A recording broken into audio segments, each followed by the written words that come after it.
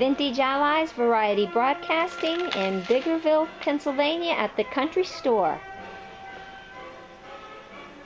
We'd like to introduce you to... Hi folks, welcome to Biglerville. I'm loving being in my father's store, which he built in 1008. We've been put on the Register of Historic Places of America. My daddy had the first building in the whole area that had central heat, and the first building that had a bathroom. Everybody else had outhouses. And he also was very brave going into debt. My parents were school teachers, country school teachers, and he built a separate building with the store and installed a Delco plant to make electricity for our store. No one else for miles had electricity. So, and whenever I need a thrill, the store has 4 floors. It was housed, the top floor was a church organized there, and they had plays, and the local graduations, and the famous institute from Lake George every year came and gave plays. The second floor had a dentist's office. It had a library. It had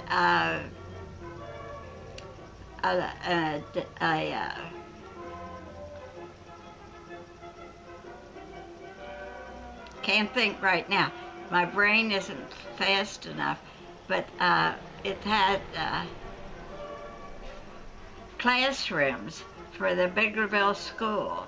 They rented rooms, and it had the Knights of the Golden Eagle Lodge. All the little towns had to have a lodge, and oh, so many charming things. And in our basement, there was a man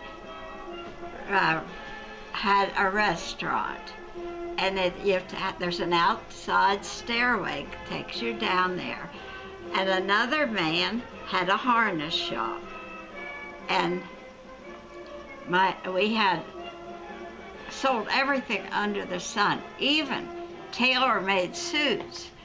Right here, Royal Tailor in Chicago made them.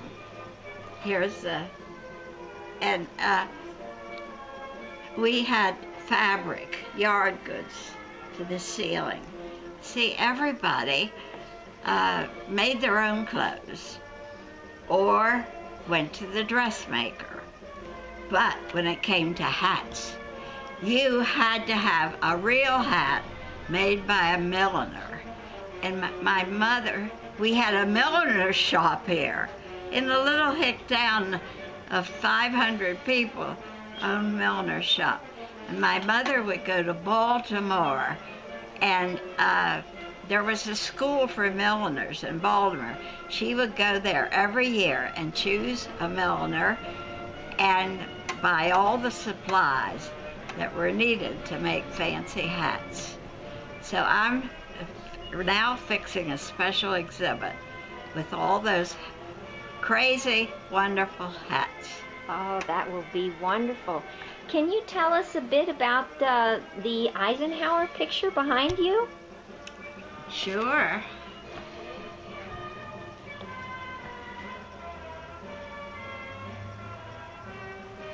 Is that your father in the picture? Oh, yes.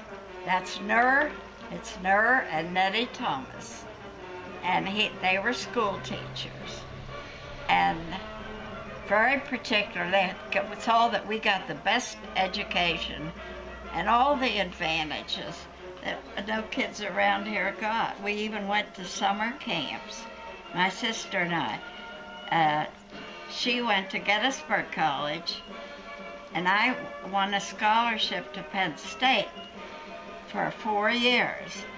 But, you know what? I was brought up in an era when girls didn't go to co-ed schools. I wanted to go to Smith or Vassar, shoot for the stars. But my mother was very sick my freshman year, and she died. And so I went to Wilson College, which is in Chambersburg, a girls' school, renowned, but it was no Smith or Vassar. And then I wanted to go to graduate school, and I was going with the son of Gettysburg College president, who was older, and he was an attorney in Harrisburg. He said to me, now, when I graduated, he says, now what are you going to do? Well, heaven forbid, all the boys were coming home from the service, and they had priority, naturally, to get in all the schools, and the regular person couldn't get in graduate schools, and it was only right that they had that advantage.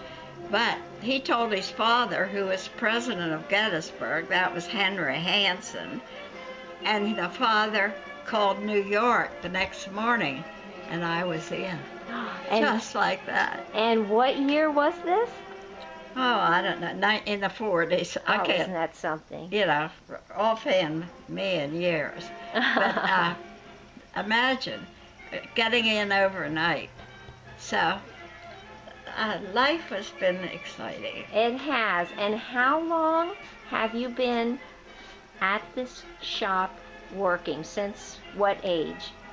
Oh, I loved to work in here as a little kid. It was fun. And I would hide. See, in this area, gypsies would come in the summer and camp, and they stole children. And I'd hide in the store. My mother would panic. She'd think that they stole me. And I was just hiding and making a fool of the people because they were heartbroken. And I'd hide under the counter. And my favorite place was to go in the front window and hide.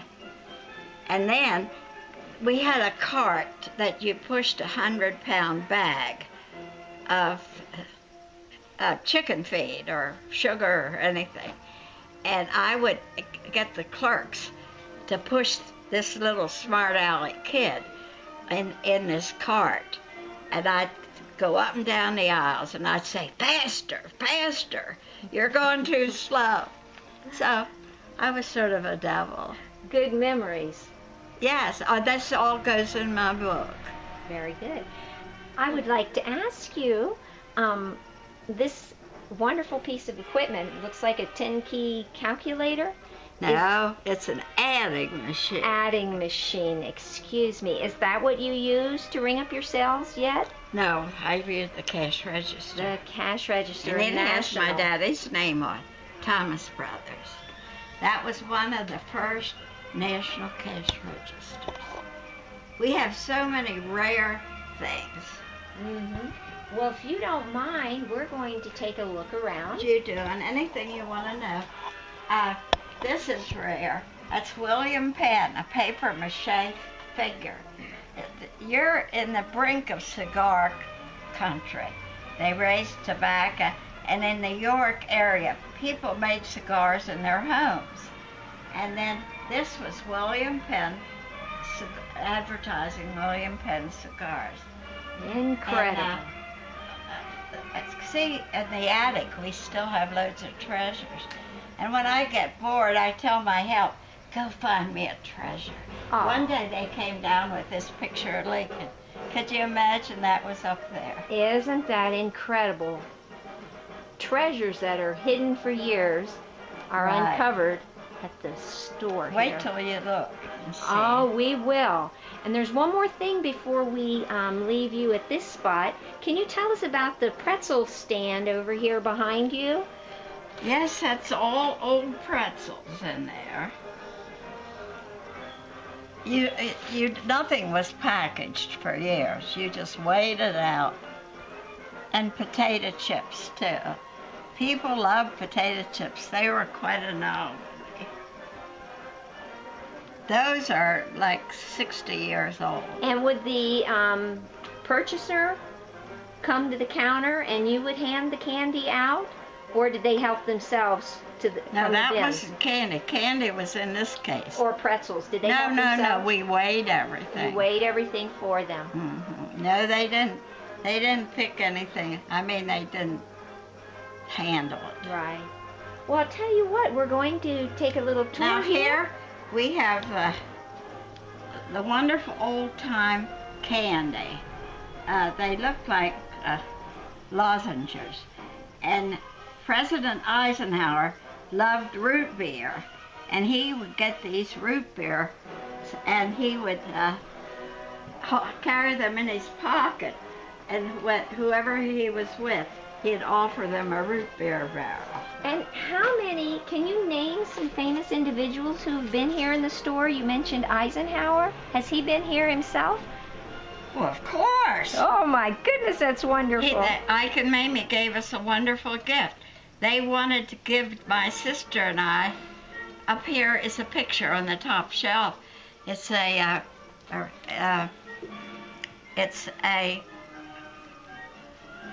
clock, a mantel clock around the corner. Oh, we'll get that. And the people of France gave it to them. Oh my and they goodness. wanted to give it to my sister and I. A mantel clock and matching candelabra. So if you go around there, and then I just built a $5 million library for the community. I read and about it's there for everybody to enjoy. Oh, we may take a trip over there too. I think you should. Well, thank you very much. Now, it's right around the corner there. Okay, we're going to get a good still shot of that. Well, there's so much.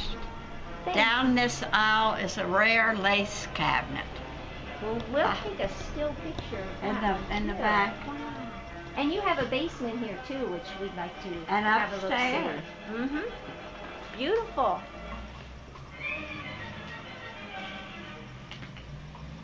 Well, thank you very much.